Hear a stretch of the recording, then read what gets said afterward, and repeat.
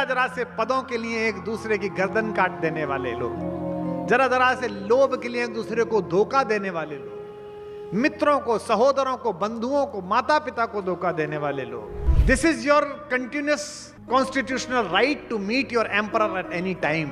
यह आपका लोकतांत्रिक अधिकार है कि आप अपने राजा से किसी भी समय मिल सकते हो। यह भारत था। सुबह जब सम्राट भरत जाने लगे राम जी को लेने के लिए, तो महर्षि भरद्वाज के चरण छूते समय उनका चेहरा थोड़ा कुमलाया हुआ था। महर्षि ने कहा कि राजा, अब आप अयोध्या के राजा हैं। राजा का चिंतित होना प्रजा के हित में नहीं है। आपके चेहरे पर शंका नहीं दिखनी चाहिए प्रजा को। इस देश को दुर्व्याख्या के विषय से मूर्छित हमारी संजीवनी संस्कृति के लिए ऐसे ही अभिभावकों की जरूरत है, भाषकों की जरूरत है। यह जो तुमने कहा कि पुरानी कहानी लगती है, कल तो बताया था मैंने कि राम 15 वर्ष की आयु में इतने तेजस्वी थे और तुमने प्रश्न उठाया, और अभी 18 वर्ष के बच्चे ने विश्व के सारे महारथियों को शतरंज में धूल चटा दी, तो तुमने प्रश्न नहीं उठाया। एक बच्ची है महाराष्ट्र की, एक महिला है, लड़की है, वो टीवी के प्रोग्राम में सामने खड़े होकर आपके मन में क्या चल रहा है बता देती है। टीवी के प्रोग्राम में उसने देश की सबसे बड़ी एंकर को कह दिया कि आप इस समय अपने बचपन के फला दोस्त को याद कर रही हैं, उसका नाम ये है। तो युवा लोग कहते हैं कि साहब ये माइंड रीडिंग है। और उत्तर प्रदेश में, मध्य प्रदेश में एक छोटे से गांव में एक युवक है 27 साल का, वो आप सामने बैठते हैं तो लिख के बता देता है कि आपके घर में ये हो रहा है, और लोग कहते हैं कि ढोंग कर रहा है, सिर्फ इसलिए कि वो साधु है। हम कहते हैं कि कर्ण पिशाचिनी विद्या है, तो आप कहते हैं ये कोई विद्या हो सकती है, तुम्हारी मैथमेटिक्स हो सकती है, हमारा ज्ञान नहीं हो सकता है। वाह वाह वाह, हमारा कुत्ता कुत्ता, तुम्हारा कुत्ता टॉमी। ओहो, तुम्हें आदत पड़ गई है कि जो कुछ भी तुम्हें विदेश से मिलता है वो सब अच्छा है, जो तुम्हें उधार मिला है, कूड़ा कचरा सब अच्छा है, और जो भारत का नवनीत तत्व है उसमें तुम्हें लगता है नहीं नहीं ये समस्या है, ये समस्या है। ये विश्वविद्यालय जो दिल्ली में, इनसे पूछिएगा लोकतंत्र यूरोप से आया जी, यूनान ने सिखाया। अरे भाई कब सिखाया यूनान ने? अभी सिखाया जी, 300 साल पहले, 400 साल पहले। गर्भभार से खिन्न शकुंतला को दुष्यंत के घर पर पहुंचाने के लिए माता गौतमी गई। रात्रि के दूसरे प्रहर में, यानी कि रात को 3 बजे वो राजा दुष्यंत के महल में पहुंची। महल के बाहर सिपाही खड़े थे, और राजा कौन था? केवल भारत का नहीं था, विश्व का राजा था, पृथ्वी का, ब्रह्मांड का। और माता गौतमी ने पूछा ये राजा दुष्यंत का महल है? बाहर खड़े हुए प्रतिहारी ने कहा, सिपाही ने कहा जी हां। माता गौतमी ने कहा क्या हम उनसे मिल सकते हैं? तो कालिदास लिखता है 1800 साल पहले, 2000 साल पहले, अविश्रमोयम लोकतंत्रस्य सर्वाधिकारः। This is your continuous constitutional right to meet your emperor at any time. यह आपका लोकतांत्रिक अधिकार है कि आप अपने राजा से किसी भी समय मिल सकते हो। यह भारत था। तुम वो पन्ना भूल गए, तुम इधर की तरफ आ गए। इसलिए इस कहानी को पढ़ो दिनेश जी, ये पुरानी नहीं है। ये पुरानी होती तो उतर गई होती अब तक। जिसने पुरानी बताया और जिन्होंने काल्पनिक बताया वो उतर गए इसके चक्कर में। इतनी नई कहानी है ये। इसके सारे पात्र महान हैं, केवल एक नायक नहीं है इसमें। उन नायकों के नायक केवल एक नहीं है, उनके चारों तरफ सब नायक हैं। बहुत सामान्य से सामान्य कैरेक्टर भी वहां नायक है। परिवारों में अगर ये कहानी घटित हो रही है तो परिवार में अयोध्या का मंगल है, और परिवार में अगर महाभारत घटित हो रही है, सूच्यग्रम नैव दास्यामि बिना युद्धेन केशवे, तो महाभारत का दंगल है। लेकिन एक बात दिनेश आपको भी करनी पड़ेगी, और दिनेश जी को बताना मैं सही कह रहा हूं। तुमने कहा कि भरत और लक्ष्मण जैसे भाई नहीं मिलते, हो सकता है तुम्हें ना मिले हों। भरत और लक्ष्मण जैसा भाई बनने के लिए पहले स्वयं राम बनना पड़ेगा, उसको अंदर से लाओ ना, अन्यथा तो पड़े मिलोगे। बड़ी दूर दूर से लोग सुनने के लिए आए। नोएडा से हमारे ये 2 परिचित लोग बैठे। हमारे यहां एक बड़ा बड़ा भारी रईस परिवार था, बड़ा भारी रईस। अचानक उठे, एकदम रईस हो गए वो, एकदम पैसा कमा लिया उन्होंने शराब के व्यापार में और अन्य व्यापारों में।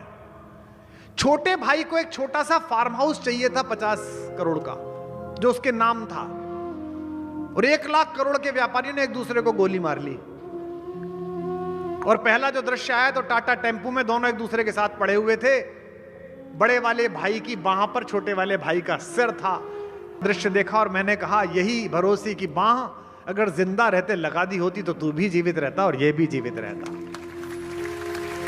तो दिनेश जी, आपको लक्ष्मण इसलिए नहीं मिल रहा क्योंकि आप राम नहीं हो रहे, अन्यथा तो इससे अनमोल कुछ था ही नहीं। आपने किसी और चीज को अनमोल समझा होगा। भगवान राम के राज्याभिषेक के बाद जब चारों भाई सुबह ही सुबह उठकर अपनी माताओं को प्रणाम करने के बाद गुरुदेव वशिष्ठ को प्रणाम करने के लिए गए, तो गुरुदेव ने कहा कि सम्राट राम का मेरी कुटिया में स्वागत है। राम को लगा कि गुरुजी व्यंग कर रहे हैं। राम ने कहा, जब मैं जंगल गया था उससे पहले आप मुझे पुत्र कहते थे। गुरुदेव, आप मुझसे कहते थे वत्स। आप भी समझ जाते हैं। आपके पिताजी जिस दिन आपसे आदर से बात करने लगे, आप समझ जाओ कुछ गड़बड़ है। मैं तो समझ जाता हूं। मेरे पिताजी जिस दिन मुझसे कहते हैं और भाई महाकवि, तो मैं समझता हूं आज पिटाई होगी। तो गुरुजी ने कहा, सम्राट आपका स्वागत है। तो राम चौके राम ने कहा कि मुझसे क्या भूल हुई गुरुदेव, ये तो रोज का काम है। प्रातः काल उठकर रघुनाथा माता पिता गुरु नावई नाथा, रोज का काम है। मैं रोज चरण छूने आता था सुबह सुबह। 14 वर्ष बाद आया हूं, राज्याभिषेक हुआ और आप कह रहे हैं कि सम्राट तुम्हारा स्वागत है। तो गुरुदेव ने कहा, नहीं नहीं, मैं नाराज नहीं हूं। मुझे लगा मैंने जो तुम्हें सिखाया था तुम लोग भूल तो नहीं गए चारों भाई। तो राम ने कहा कि आपकी शिक्षा का एक अंश भी अगर हम भूले हो तो हम राज्य छोड़ देंगे। और इसका एक ही निर्णय कि आप हम चारों की परीक्षा ले लीजिए। गुरुदेव ने कहा, अब नहीं, तुम बड़े लोग हो गए हो। राम तुम सम्राट हो, शत्रुघ्न सेनाओं के सर्वोच्च सेनापति हैं, भरत तुम्हारे राज्य के प्रधानमंत्री हैं, लक्ष्मण तुम्हारे स्वयं के सचिव हैं, तुम सब बड़े पदों पर हो, ऐसे में परीक्षा लेना उचित नहीं है। राम का उत्तर सुनिए। राम ने कहा, कितने भी बड़े हो जाएंगे लेकिन अंतिम श्वास तक रहेंगे तो आपके शिष्य ही गुरु का अधिकार है कि वो किसी भी समय परीक्षा ले। ये मैं राजनीति की गुरु भूमि पर बोल रहा हूं। कहा कि परीक्षा के बिना तो अब गुरुदेव जाऊंगा नहीं, आप परीक्षा लीजिए। गुरु वशिष्ठ ने कहा, लंबी परीक्षा नहीं लेता। अच्छा, तुम चारों भाई बैठ जाओ, एक एक करके बताओ नीचे से शत्रुघ्न से ऊपर तक, जीवन में सबसे अनमोल वस्तु क्या लगती है तुम्हें? शत्रुघ्न तुम बताओ, लक्ष्मण तुम बताओ, राम तुम बताओ, भरत तुम बताओ। शत्रुघ्न सेनापति है, उसके लिए क्या अनमोल चीज है? लक्ष्मण भगवान राम और भाभी के चरणों के सेवक हैं, उनके लिए क्या अनमोल है? राम जगत पालक है मेरे भगवान, उनके लिए क्या अनमोल है? और भरत के लिए क्या अनमोल है? आपकी आंखों से गंगा जल बहेगा। मैं अनायास ही भरत की तरफ मुड़ गया हूं बोलते बोलते दिनेश जी के प्रश्न के कारण। कि शत्रुघ्न जी से अनमोल कुछ पूछा गया, शत्रुघ्न जी से अनमोल कुछ पूछा गया, बोले वीरताई के समान भला और क्या? बोले वीरताई के समान भला और क्या? बोले वीरताई के समान भला और क्या? शत्रुघ्न जी से अनमोल कुछ पूछा गया, बोले वीरताई के समान भला और क्या? बोले वीरताई के समान भला और क्या? बोले वीरताई के समान भला और क्या? लखन से पूछा गया, लखन से पूछा गया, लखन ने ऐसा कहा, मेरी सीता माई के समान भला और क्या? मेरी सीता माई के समान भला और सब अपना अपना बता रहे हैं। माई के समान भला और क्या? लखन से पूछा गया, लखन ने ऐसा कहा, मेरी सीता माई के समान भला और क्या? मेरी सीता माई के समान भला और क्या? मेरी सीता माई के समान भला और क्या? राम जी से पूछा गया, राम मुस्काए बोले, राम जी से पूछा गया, राम मुस्काए बोले, जग की भलाई के समान भला और क्या? जग की भलाई के समान भला और क्या? जग की भलाई के समान भला और क्या? भरत के नयनों से गिर के आंसू ये बोले, खुद नहीं बोले, भरत के नयनों से गिर के आंसू, ये बोले दुनिया में भाई के समान भला और क्या। दुनिया में भाई के समान भला और क्या, दुनिया में भाई के समान भला और क्या, दुनिया में भाई के समान भला और क्या, दुनिया में भाई के समान भला और क्या। बोल भरत लाल की। ऐसा भाई विश्व के इतिहास में नहीं मिल सकता। जरा जरा से पदों के लिए एक दूसरे की गर्दन काट देने वाले लोग, जरा जरा से लोभ के लिए एक दूसरे को धोखा देने वाले लोग, मित्रों को, सहोदरों को, बंधुओं को, माता पिता को धोखा देने वाले लोग इस राम कथा पर प्रश्न उठा रहे हैं कि इसमें क्या मिलेगा। इसमें यह मिलेगा जो मैं बता रहा हूं। जब अपने भाई को ढूंढने के लिए अपने नाना के घर से लौटने के बाद समाचार प्राप्त भरत गंगा जी के तट पर चले तो रास्ते में भरद्वाज मुनि का आश्रम पड़ा। सम्राट ने रात वहां बिताई है। सुबह जब सम्राट भरत जाने लगे राम जी को लेने के लिए, तो महर्षि भरद्वाज के चरण छूते समय उनका चेहरा थोड़ा कुमलाया हुआ था। महर्षि ने कहा कि राजा, अब आप अयोध्या के राजा हैं। राजा का चिंतित होना प्रजा के हित में नहीं है। आपके चेहरे पर शंका नहीं दिखनी चाहिए प्रजा को। किस लिए चिंतित हैं? भरतलाल जी ने कहा कि महाराज, चिंतित नहीं हूं, भ्रम में हूं, जिज्ञासु हूं कि मेरा तो इस काम में कोई हाथ भी नहीं था। यह तो मेरी मां ने दुर्बुद्धि में कर दिया। मुझे यह पता नहीं कि भैया मुझे अब भी उतना प्रेम करते हैं या नहीं करते हैं। वो मुझसे घृणा तो नहीं करने लगे होंगे। ऋषि भरद्वाज ने जो कहा वो आपकी आंख से आंसू लाएगा।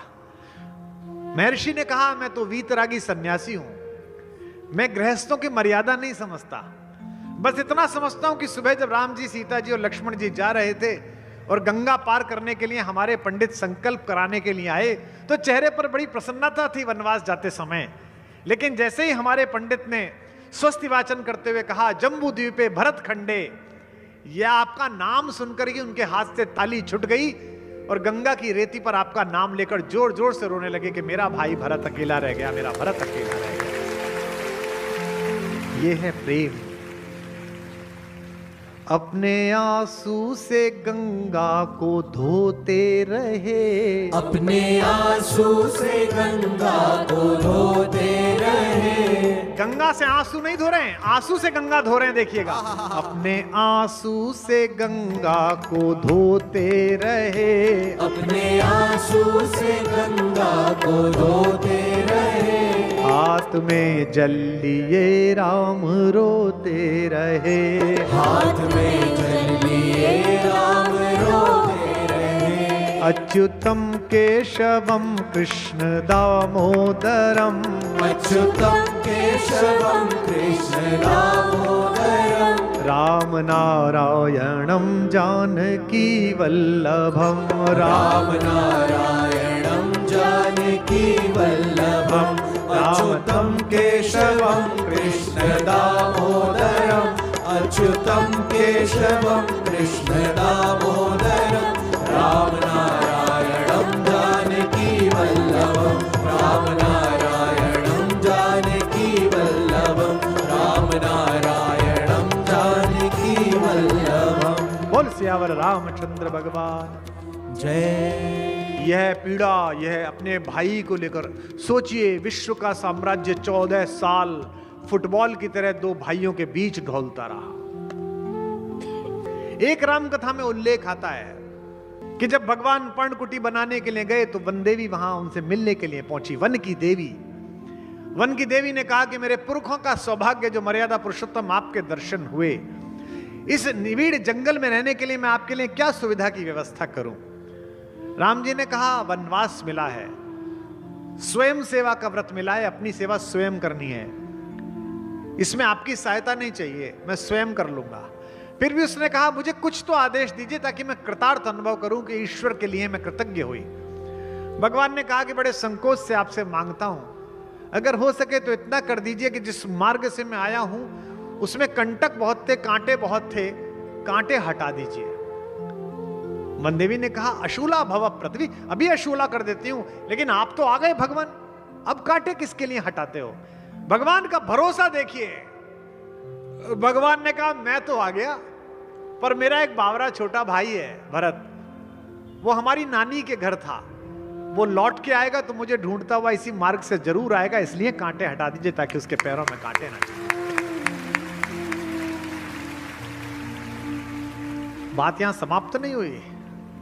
वनदेवी ने संकोच से कहा भगवान एक प्रश्न पूछ लूं, अन्यथा तो नहीं लेंगे। आप लोगों की तो बड़ी ख्याति है कि आप लोग योद्धा हो, सुनते हैं कि भरतलाल तो अयोध्या की सेनाओं के सेनापति हैं, वो इतने कोमल हैं कि उनके पैरों में कांटे चुभेंगे तो आपको कष्ट होगा।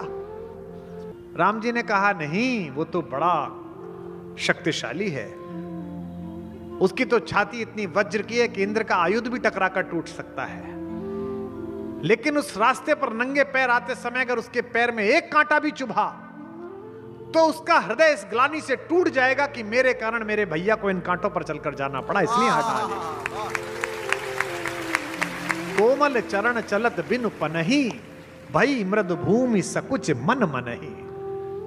भूमि भी संकोच में आ गई, जैसे ही कोमल पद पड़ा भरत का, भूमि संकोच में आ गई कि हाय इसको कष्ट नहीं देना है।